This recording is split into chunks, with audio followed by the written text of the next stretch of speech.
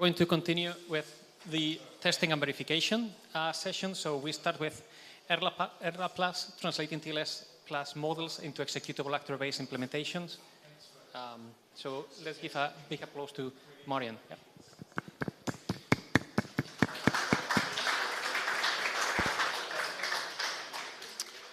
Okay. So we're kind of continuing the formal verification topics, this time with a compiler that we designed called Erla Plus, which can compile formal models into Erlang code. And let's start shortly motivating the topic.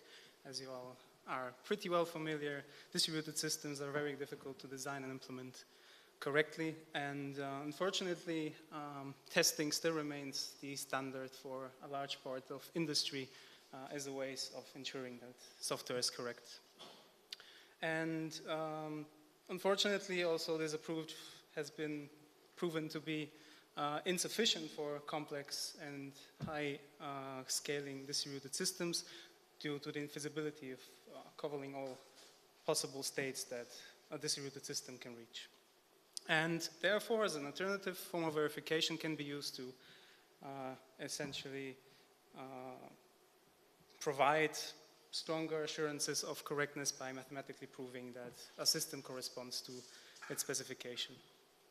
And now there are various kinds of formal verification methods, but in this work we're primarily focusing on model checking. And for those that might be unfamiliar, model checking is a technique in which you as a user need to provide two things.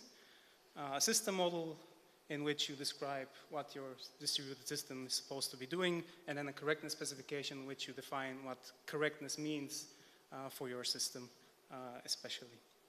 And given these two components, then a tool called the model checker can explore all the possible executions of your system and give an output whether your system is correct or not relative to the specification you gave it to. And for an example for a formal model, I'd like to introduce TLA Plus, which is a formal specification language that is primarily tailored towards concurrent and distributed systems. And users can use mathematical constructs of temporal logic and set theory to essentially model distributed systems at a higher level of abstraction. And additionally, TLA Plus models can be model checked via its own model checker that's called TLC. And now I'd like to show an example of a TLA Plus model. It's a model of a very simple bank transfer protocol in which we have two bank accounts, one for Alice and one for Bob. And we would like to transfer some money from Alice's account to Bob's. Now, TLA Plus models specify the behavior of systems through multiple predicates that define the initial state and the transition relation, as you can see here. And the initial state in this case is we just initialize both of the bank accounts to some positive number. And we have one transition here which describes the transferring of the funds from Alice's account to Bob's, given that Alice has enough funds. And that's practically how a model looks like. Now, I also mentioned that for model checking, you need a correctness specification, which in this case consists of a single property, which expresses this idea that at no time during the execution should both of the bank accounts be empty, or a negative in this case. And what we would actually be talking about in more specifics is actually PlusCal, which is another form of specification language. I'm sorry. Which is intended for writing system models in a more familiar procedural style, since it has familiar control flow structures like loops and also assertions. And that's the cool thing about it, that it's indeed closer to regular programming languages than, for example, TLA+. And also it can be compiled to TLA+, which is a good thing, since we can also model check PlusCal models.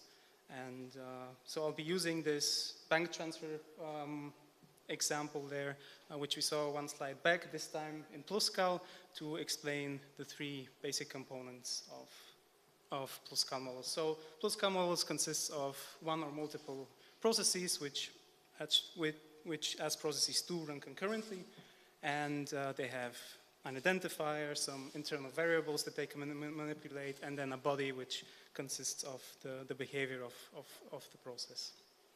Now there are also global variables which can be modified by any process at any time.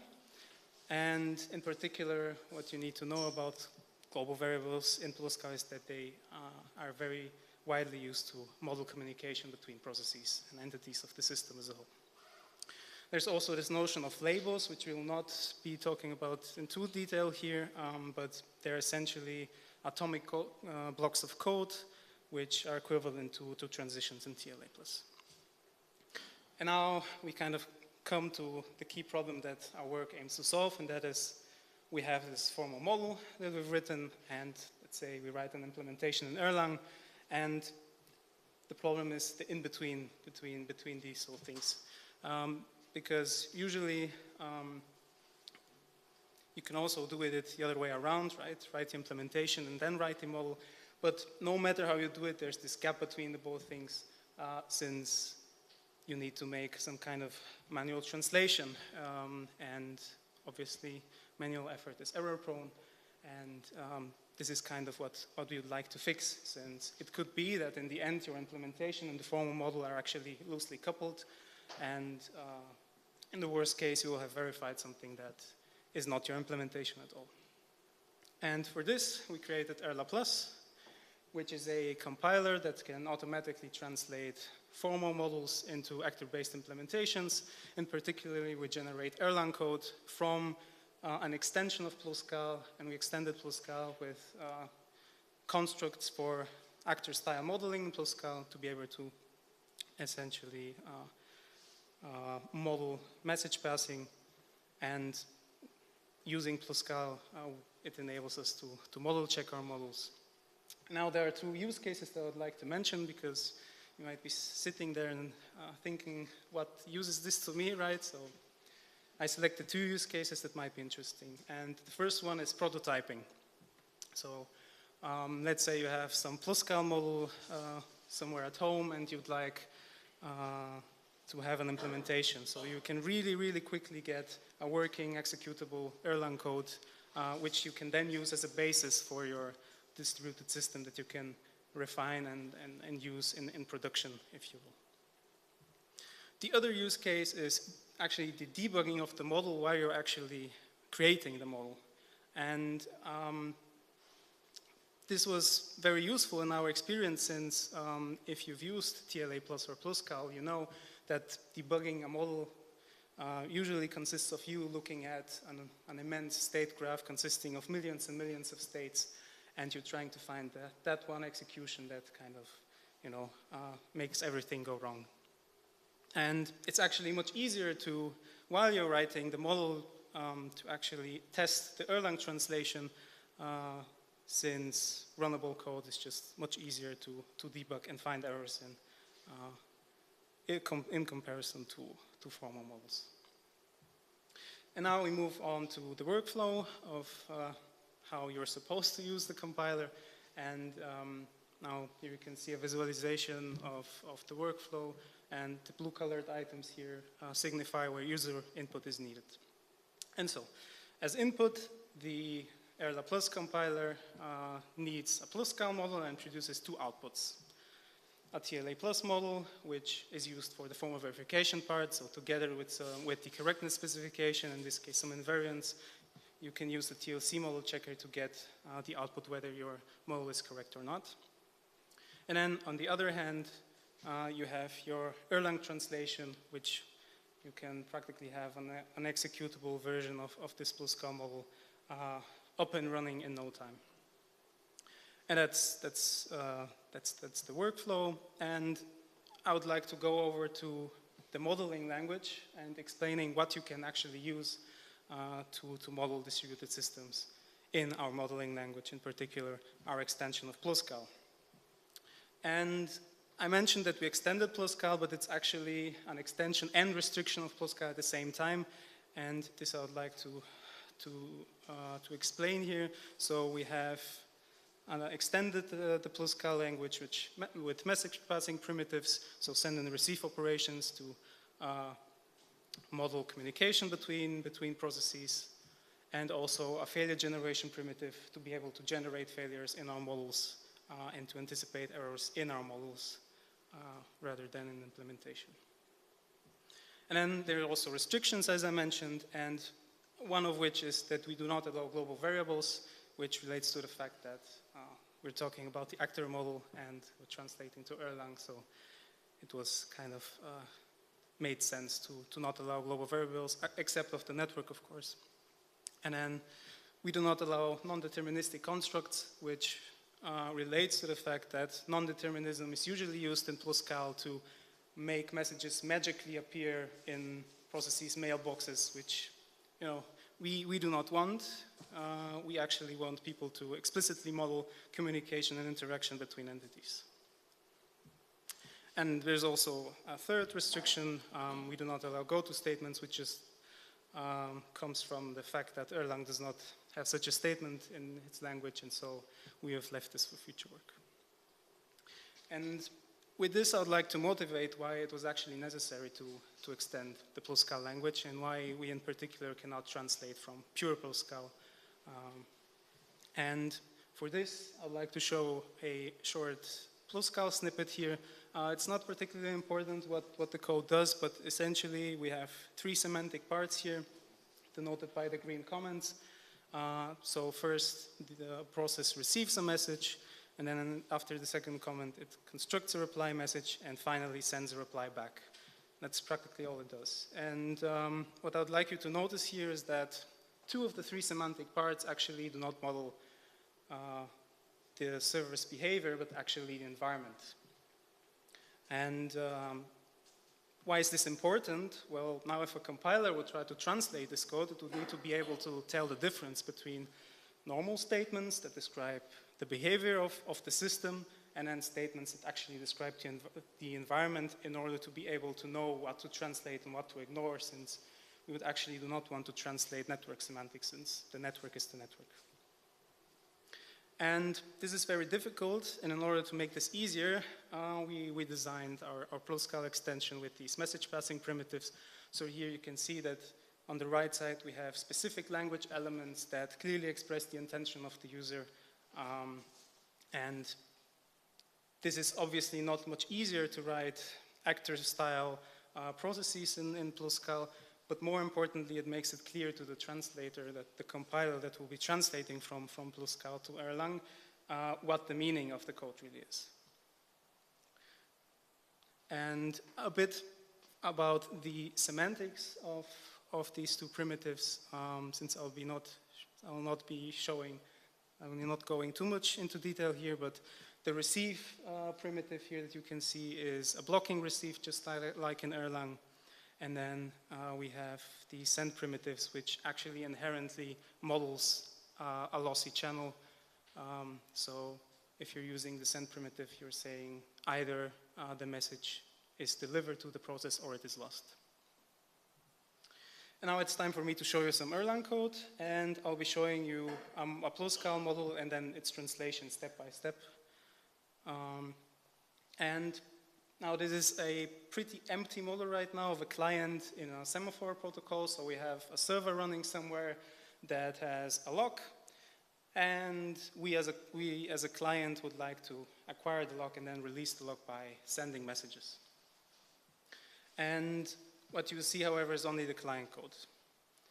And at the top, we have the global variable declaring the network, and essentially the mailboxes, and also below it, a constant named server ID, which serves just as an address to the server. And also what you can see is that the body of the client process is still quite empty apart from three comments. And we'll be filling the body now little by little, also seeing its Erlang translation as well. And so here on the right side, you can see the basic structure of the Erlang translation. And what you can see is that for every PlusCal process, we have an Erlang function, which the process's initial state has as an argument. And the state is a record and consists of the PlusCal process's internal variables, which in this case, we have variables for the request, the response, and then an internal Boolean flag indicating whether the process currently has the lock or not. And here we can see the code that's responsible for acquiring of the lock. So we create a lock request, and then it is sent to the server via our message passing primitive send. And in the Erlang code, the sending of the request is done via an internal function, so an internal library function that we wrote called send as well. So it doesn't do anything too fancy apart of actually mapping PlusCal identifiers, which can be things like integers, to something that Erlang can understand, some Erlang aliases or process IDs. Now, next, the client waits for a response and indicates that it has successfully requires the lock once it receives the message, and checks whether it has received a valid response using this assert statement in line 52, and then sets the internal Boolean to true, expressing the fact that it now holds a lock. Now, in Erlang, the PlusCal receive primitive is mapped to a receive block. Nothing surprising there. And in particular here, you can see a bit better how we actually map variable assignments in Erlang. And in line 75, we create a new state record, which includes the new value of the Boolean flag has lock, essentially. And that's practically almost everything covered. In the last couple lines of code, the client releases the lock by sending a message of type unlock, and then finally sets a Boolean flag to false, indicating that it no longer has the lock. And nothing new here, but again, the sending of a message in the Erlang translation is done through our internal function for that job. And that's practically the whole translation of this client model. It was our goal to try and make the generated Erlang code as close as possible to the PlusCal code. And in many cases, you can see that there's almost a one-to-one mapping between both code files here. And well, also another goal of ours was to leave the Erlang code that we generate quite practical and understandable. And I hope this is also illustrated through this example. Now I'd like to go over to the evaluation and to show the expressiveness and the applicability of our compiler. We have successfully modeled, model checked, and translated 3 systems. So the semaphore protocol that you saw one slide back, then the Raft consensus protocol, and then a key value store based on Raft. And by far the most complex one out of the 3 is the key value store, and it's the one that we're actually going to be evaluating. So we assessed the model's translations throughput using the Yahoo Cloud Serving benchmark, and compared it to a key value store that's based on a state-of-the-art Raft implementation in Erlang and Elixir. Now, a bit more details about the 2 key value stores that we are translating. Our key value store favors simplicity over complexity, since it's also single-threaded. So it's a design decision to try see how a simple model that's understandable compares to also a very efficient, manually written key value store. Then our competitor in terms of this evaluation is based on a Raft library called Ra. And it's also in particular multi-threaded, so that's something to keep in mind. And it's also used in production. Now here we have a table of comparing the average throughput of the 2 key value stores, and yeah, we varied the amount of concurrent clients that you can see here that are concurrently sending requests to the key value stores. And what's interesting is that for a very low number of client threads, like 2 and 4, our translation is actually showing better results, which was very surprising to us. And we're looking into it a bit, and we think this is due to our competitors' library stronger consistency guarantees, for which we think that they might need additional synchronization to guarantee this consistency. Now at 8 client threads, we can see that things are still quite close. However, our competitor has surpassed us in terms of average throughput. But then at 16 threads, we can see that our competitor is actually significantly better at around 20% or so. Then after 16 threads, 32 and on, we can see that our translations start to degrade, and this kind of indicates that we're past peak saturation, and kind of expected this since the machine that the evaluation we done on is actually had 16 cores. Now I'd like to show a plot of the maximum throughput values that we've measured throughout our evaluation. And you can see that these are kind of divided across the various standard workloads that we tested this on. And the standard workloads, they have a different amount of reads and writes respectively. And overall, you can see that our Raft-based key value store actually demonstrates competitive performance. In particular, for the read-intensive workloads like B, C, and D, we can see that the gap between the two key value stores is relatively minor. Now, however, for the more read-intensive workloads like A and F, we can see that our competitor achieves a significantly higher maximum throughput than our translation.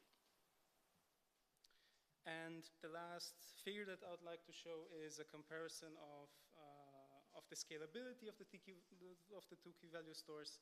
And we did this across different cluster sizes, and as expected, the throughput of both of the systems decreases as the cluster size increases. And it is expected, since the two key value stores, as mentioned, are running a consensus protocol underneath. So that's expected. However, our competitor's key value store demonstrates better scalability, because, as you can see, just maintains higher throughput across all of the cluster sizes, while our translation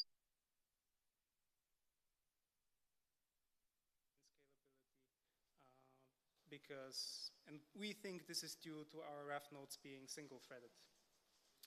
And maybe in future work, if we refactor our model or our implementation to be multi-threaded, we might see better results here, but that's something that we will see in the future. And to sum up, what have you seen? Well, you saw Erla+, which is a compiler that can translate PlusCal models written in an extension of PlusCal for actor-based modeling to Erlang implementations. And these Erlang implementations offer competitive performance compared to manually written and efficient production-level systems. And that was all. Thank you.